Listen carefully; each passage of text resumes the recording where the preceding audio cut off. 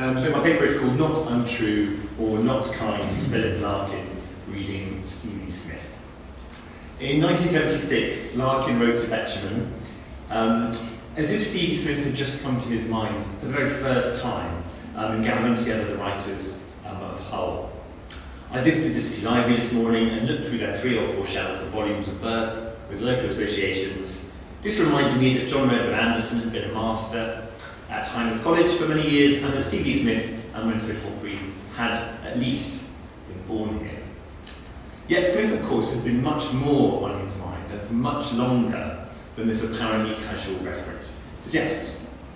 In 1962, his extended review of her selected poems, The New Statesman, had helped crystallise her growing acceptance by the literary establishment. She would go on to win the Queen's Medal for Poetry later in the decade. His essay begins by explaining that most of the friends who received her poems from him for a Christmas gift were baffled. Was Philip Larkin really taking her seriously? He then goes on to praise her poems for their authority of sadness, their originality, and their capacity to be occasionally moving. Certainly Stevie Smith's scholarship has taken the essay seriously, although perhaps for different reasons than Larkin would suggest. It appears in the 1990s Sternlick anthology In Search of Stevie Smith, and though Larkin titled his own non-fiction collection Required Writing, it's Smith's critics for whom his essay became required reading. Yet his attempt at critical resuscitation, while it certainly gives her work renewed attention, backfires in other ways.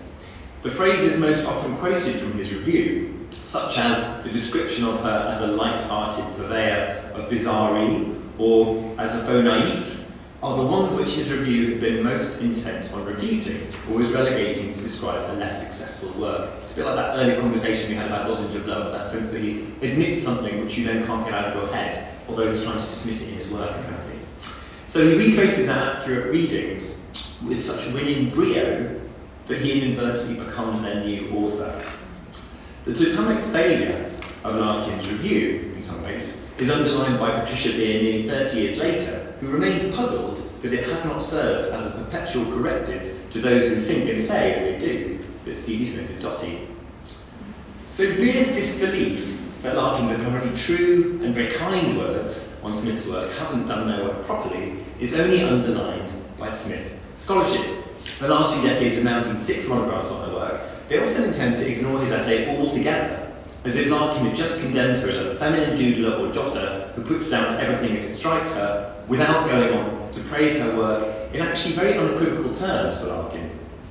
If his review is explored, it's usually held up to be symptomatic of a sexist, quite dismissive and exclusionary post-war poetic culture. All these things it may be, but the curious fate of his essay, both central to the way people have thought about Smith and also very often easily dismissed, has meant we've only tended to think about Larkin the reviewer reading Smith and not Larkin the poet. And it's actually only when I came to edit Smith's poems for Faber that I noticed kind of how rich those associations might be. When we begin to look at affinities, we find that Larkin and Smith share more than a whole connection. Both begin with prose, but end in poetry, although Smith's turn to fiction was a bit more strategic than Larkin's and was prompted by a poetry editor who told her to go away and write a novel. As Michael Schutz recently noted in the 2019 edition of the PLS, Larkin's commitment to bring her novel on yellow paper manuscript to Hull University suggests a more lasting appeal and interest than we might have allowed. Both wriggled shy of marriage, writing eloquently of the emotional armour they needed to live day to day in the world. They both spent much of their career in repetitive work related more or less to writing, but definitely not to the stipends of universities or literary societies. Smith as secretary for magazine magnate Neville Pearson. Larkin's dislike of subsidised poetry recalls Smith's pragmatic comment, "The poet is not an important fellow. There will always be another poet." Both cannily understood that a story about themselves, even a story as a peripheral person to whom nothing much happens, was actually a vital asset for a poet in the period. In interviews, both Smith and Larkin made little and much of the peripheral existences they worked hard, apparently, to remove from public interest. Smith's eccentric suburbia in northern London, Larkin's Warwickshire Hull. They're ventriloquists, allergic to English-class snobbery, yet very enthralled by its merciless power. They're also two of our most attentive poetic documentarians of the waning rituals of Anglicanism, though Smith threw more of a backsliding ire the way of the Christian faith than Larkin did. Both professed to read almost no contemporary poetry but their own, an admission which they also understood would be in tune with the no-nonsense anti-intellectualism of the times. And perhaps it was this pledge that left few people scouring their works for allusions and cross-references. While Smith herself apparently paid little attention to Larkin's review, she noted only that it circled back to that old charge of the faux naïf. Should we perhaps pay more attention to her influence on Larkin? Turning back to the voice of his review, it's really striking that the plural pronoun that often aligns Larkin the reviewer seems instead to be summoning us as fellow poets. Take the following statement. It's typical of Miss Smith that she sees something poetic move where we do not, takes a potshot at it, and when she holds it up, forces us to admit that there was something there, even though we have never seen anything like it before. Pretty unequivocal statement for Larkin. Isn't this the poet as fellow hunter we hear here, rather than the poet as reviewer? Larkin seems to take some of her hints when it comes to looking for poetic subjects in unusual places, while his toes suggests perhaps an unlikely companion with her frog prints. It's in the attention to tedious, repetitive work that both poets find reptilian kinship.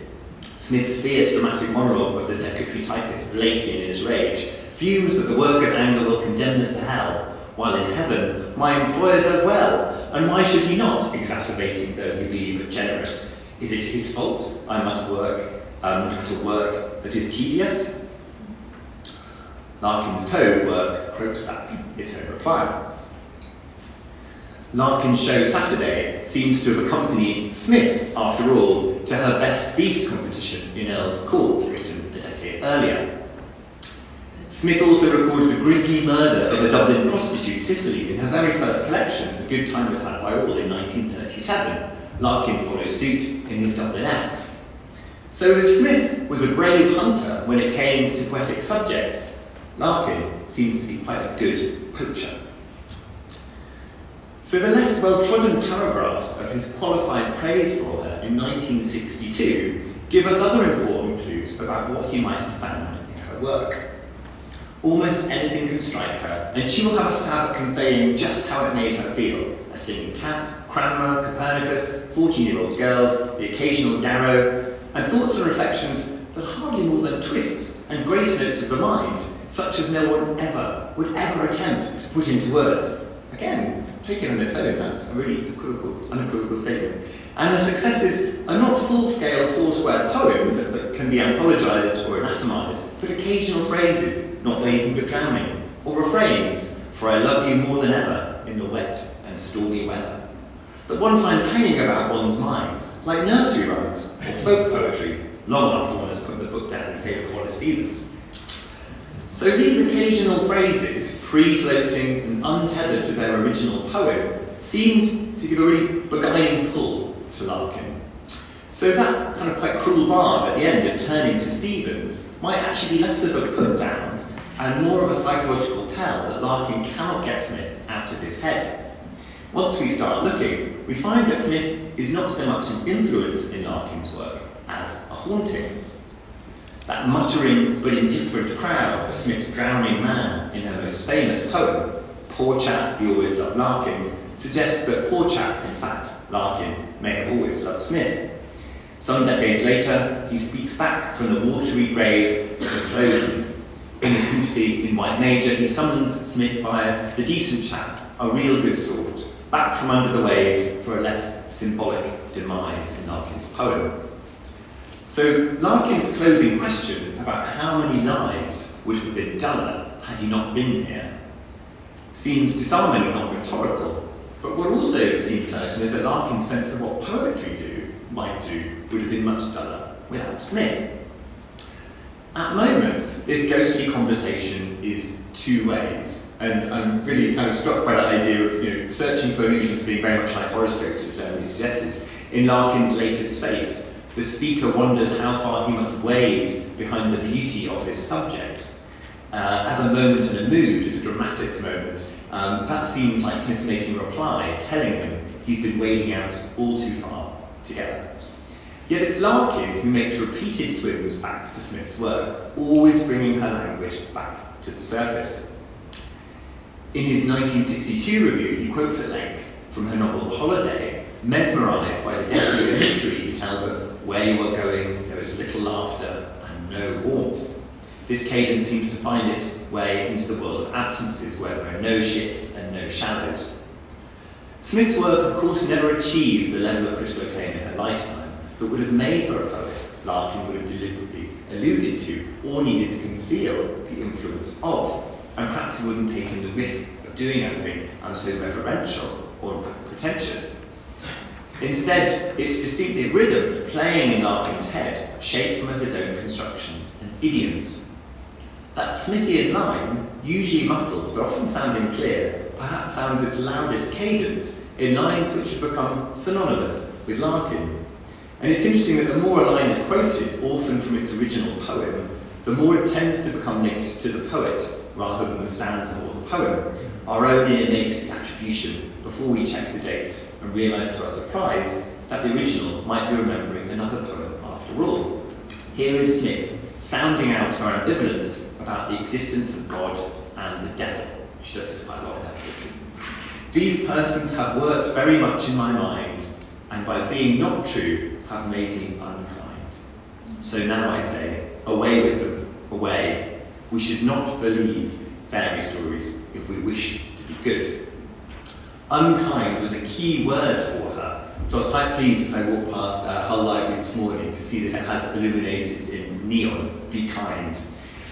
It also sounds out in one of her most pungent love lyrics. What I cannot remember is how I felt when you were unkind. All I know is, if you were unkind now, I should not mind. If her disavowal casts aside false myths of Christianity, it finds itself much more ambivalent when it comes to the promise of intimacy. The speaker can cope with the cruelty or unkindness of human intimacy, if not the false comfort of faith. The speaker of pad will put up with more or less anything for the possibility of reconciliation.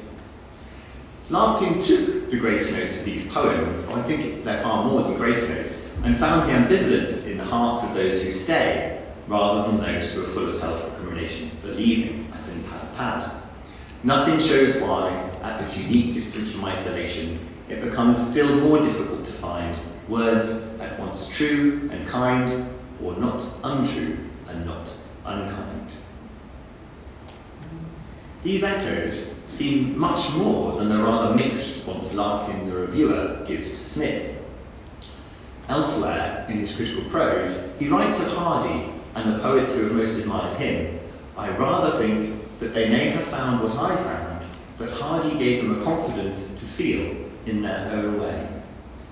I think we could actually add Smith to Larkin's list here, of poets who have helped him feel in his own way, not just in extending his sense of what a poem could be about, but also what kind of poet you are allowed to be.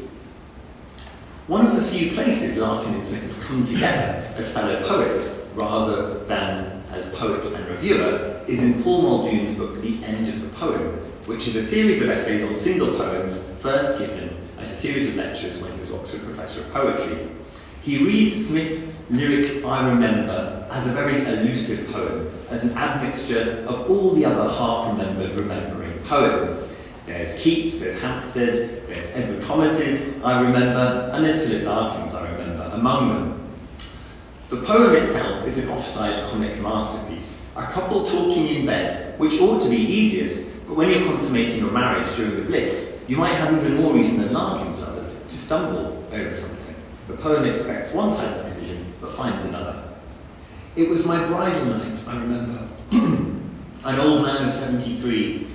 I lay with my young bride in my arms, a girl with TB. It was wartime, and overhead, the Germans were making a particularly heavy raid on Hampstead. What rendered the confusion worse, perversely, our boys had chosen that moment to set out for Germany. Harry, do they ever collide? I do not think it has ever happened. Oh, my bride, my bride. Perhaps in the way we come to remember and think about both Larkin and Smith, we should find them colliding more often than we ever thought. Thank you.